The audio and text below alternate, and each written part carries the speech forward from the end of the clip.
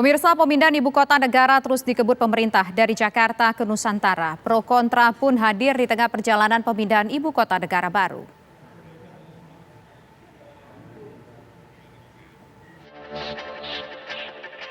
Wakil rakyat di Senayan telah mengetok palu mengesahkan rancangan Undang-Undang Ibu Kota Negara Baru menjadi undang-undang. DPR juga telah menetapkan kata Nusantara sebagai nama ibu kota negara yang baru. Pemindahan ibu kota negara ini nantinya akan melewati 5 tahap yang akan dilakukan pemerintah dalam upaya memindahkan ibu kota. Pemerintah akan melakukan 5 tahapan dalam memindahkan ibu kota negara ke Kalimantan Timur. Tahapan yang pertama yang sangat kritis, ini nanti dari aspek pendanaannya akan dilihat apa yang menjadi trigger awal yang akan kemudian menimbulkan momentum untuk pembangunan selanjutnya dan untuk juga menciptakan anchor atau dalam hal ini jangkar bagi pembangunan ibu kota negara dan pemindahannya. Sebelumnya Presiden Republik Indonesia Joko Widodo menegaskan pemindahan ibu kota baru sebagai bentuk transformasi besar-besaran Indonesia untuk beralih ke ekonomi hijau dan digital. Bahwa ibu kota baru kita ini adalah bagian dari transformasi besar-besaran yang ingin kita lakukan tersebut. Pembangunan ibu kota baru ini bukan semata-mata memindahkan fisik kantor-kantor pemerintahan.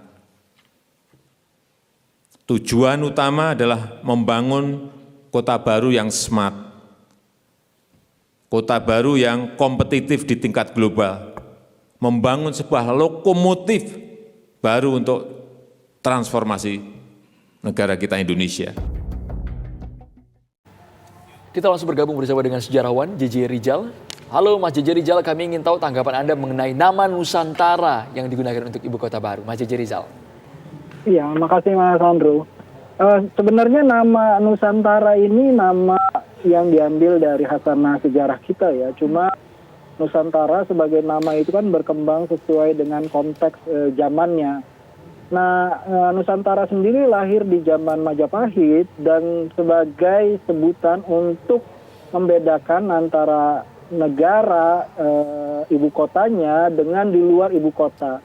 Atau dalam konsep Jawa disebut membedakan antara negara agung, ibu kota atau inti atau pusat dengan di luar negara agung yaitu mancanegara. Jadi mancanegara itu dianggap sesuatu yang asing, sesuatu yang berada di luar dari ibu kota. Dan jadi di situ ada semacam subordinat hubungannya begitu ya. Jadi antara pusat dengan daerah.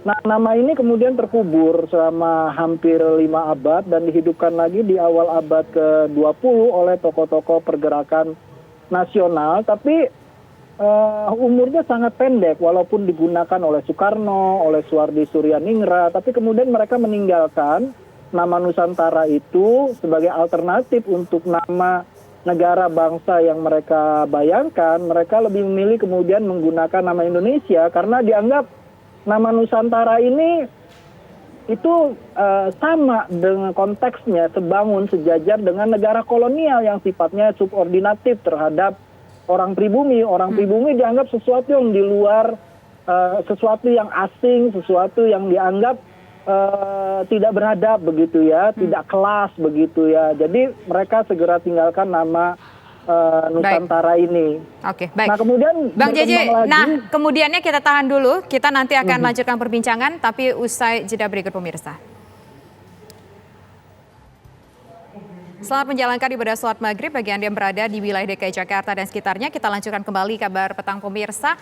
Bang JJ, kalau bicara tadi mendengar Bang JJ menyampaikan bahwa Nusantara ini sudah ada sejak 5 abad yang lalu nama ini. Kemudian ini menyangkut kerajaan Majapahit. Tapi kan kalau Indonesia itu luas ya Bang ya, bukan hanya kerajaan yang dulu, bukan hanya wilayah di kerajaan Majapahit saja, tapi dari Sabang sampai Merauke. Apakah ini sudah mewakili Bang untuk seluruh Indonesia dari Sabang sampai Merauke dengan mengambil nama Nusantara ini Bang? Ya, nama Nusantara itu sebenarnya mewakili, tapi secara konseptual dia menandakan dan mengesankan sangat kuat bias Jawanya.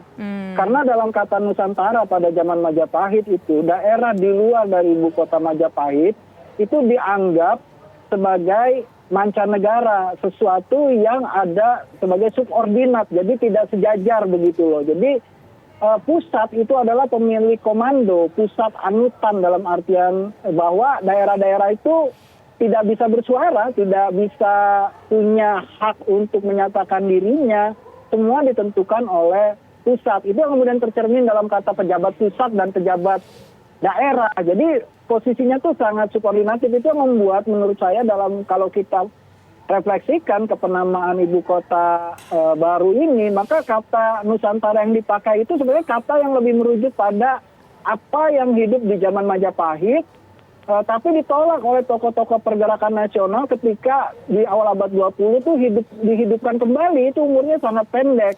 Nah, ketika tahun 50-an, tepatnya tahun 57 dihidupkan kembali, itu sebenarnya direkonstruksi ulang karena ada amanat yang besar dari kemerdekaan kita, terutama dalam konteks wilayah oleh Pak Juanda, itu kan harus digenapkan wilayah fisiknya. Maka pada waktu yang bersamaan juga ada banyak pemberontakan daerah karena mereka menolak Jakarta yang terlalu dominan, ya, pembangunan sifat Jakarta sentris gitu. Jadi itu dikonstruksi ulang sama Pak Juanda dan menggunakan kata Nusantara. Jadi kata Nusantara itu punya makna yang baru yang bersifat menyatukan.